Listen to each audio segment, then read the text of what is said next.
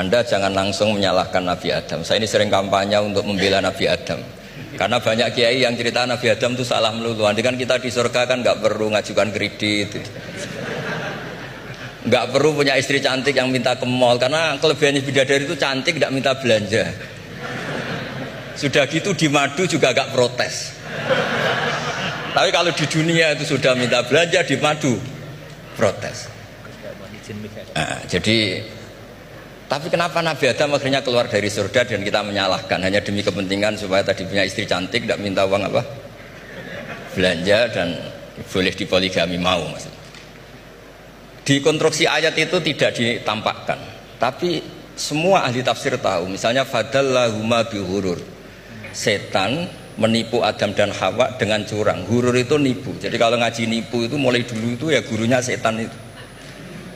Jadi Nabi Adam itu di surga dengan penuh limpahan anugerah. Buah apa saja ada, makanan apa saja ada, enggak bayar.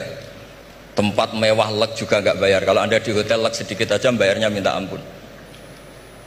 Akhirnya setan itu pura-pura nangis. Nangis terseduh-seduh. Akhirnya Nabi Adam menghampiri.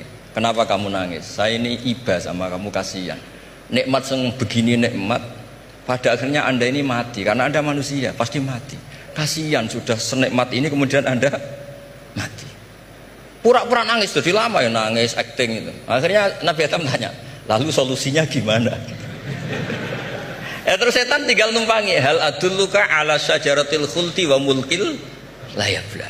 Kamu mau tak kasih vitamin makan pohon khuldi? Nanti kalau kamu makan itu terus abadi.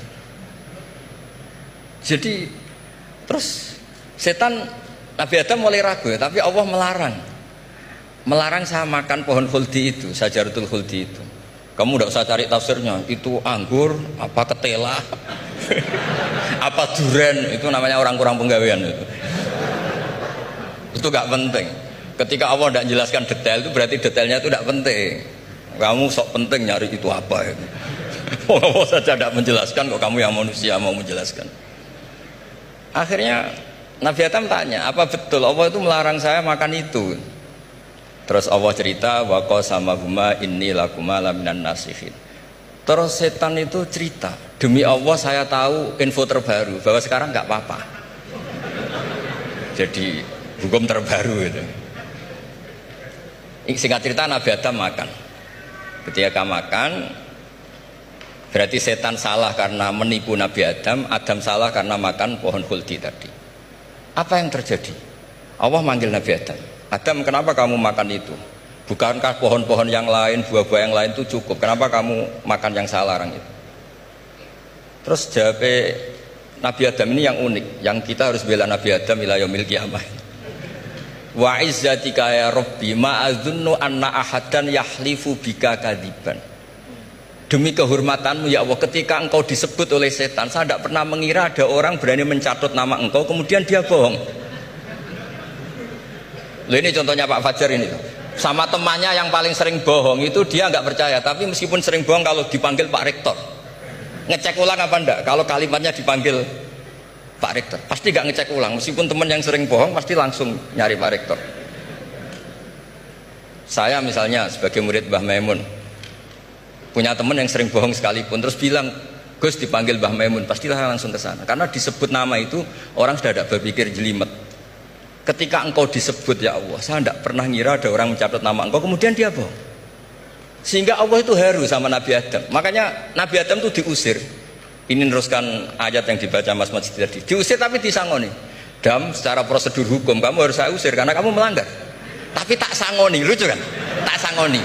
Kamu baca ini ya. jadi unik.